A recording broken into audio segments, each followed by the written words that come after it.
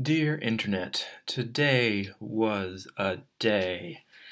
Of course, true to form, I can never have the beginning of anything start without a hitch. But I got up early, I got dressed, I made sure I had everything. Everything seemed fine. Get to the bus stop ahead of time, sit in my car, wait to a little bit of music till it gets a bit closer to when it's supposed to show up. It comes, I get in the bus, and we're off. I want to say probably about half a mile down the road, and then I realize I don't have my car keys. And I don't know if I left them on the bench or if I left them in my car. I don't know, but I realize I gotta get out. So I get off at the next stop, which is about a little over half a mile away. Jog slash run. Oh, this is all happening at 9 in the morning. Back to the bus stop, only to find that my car keys are locked in my car. So, yeah, what am I going to do? That bus was going to get me to campus 15 minutes before my class.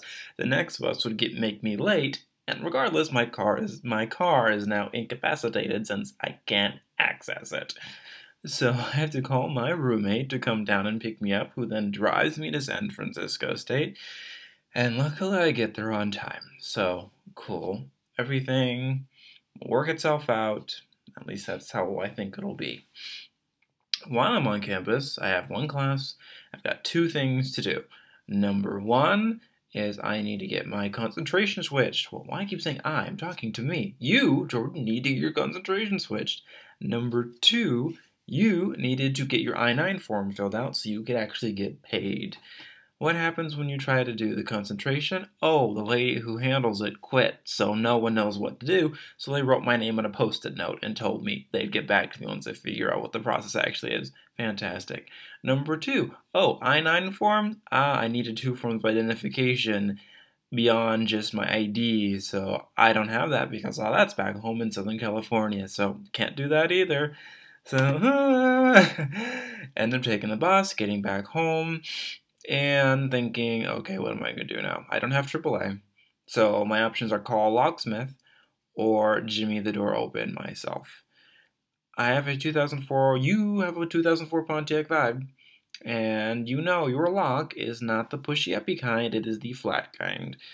So, what we decided to do, we looked up some prices ranging probably about like over $90 to get them to come to you and then undo the lock.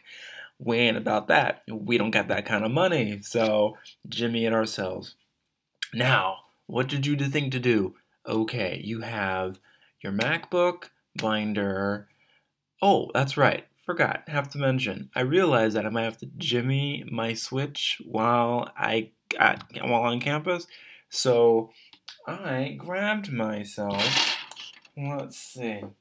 This to force into my door to give me enough gap space to hopefully fit a wire hanger through and try to get it. This actually worked. The problem was finding the wire hanger.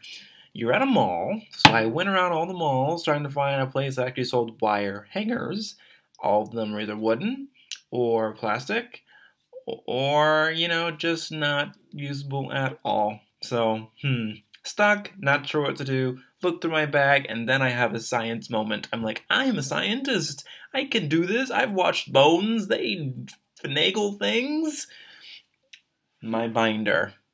I unbind my binder to get wire. Which, in theory, we were very proud of ourselves. Very proud that you came up with this. You were able to figure this out. You're like, okay, cool. We're going to figure this out. I jimmied it with the shovel, put the wire in, but then you realize, oh, yeah, it's flat, so it isn't bending towards it, and you can't see the lock because, it's flat. You can only tell where it is from looking at the other side. And after about 45 minutes of attempting and, looking like a thief, since it's the middle of the afternoon and you're trying to break into a vehicle at a mall and you're black. So, luckily I'm glad no one called the cops on me. Eventually I have to end up calling someone to help. And this is where things turn around. I called around, and once they told me their price, I said, no, thank you. And then one person called me back and was like, hey, you know, I'm actually in the area. I'll lower the price for you if you need me to come by. I was like, thank you. Perfect. Nice dude. Came by, let me pull out cash so I wouldn't have to get an extra charge for using my debit card. Gave him the money. He popped it right on open. I gave him a good Yelp review. All worked out.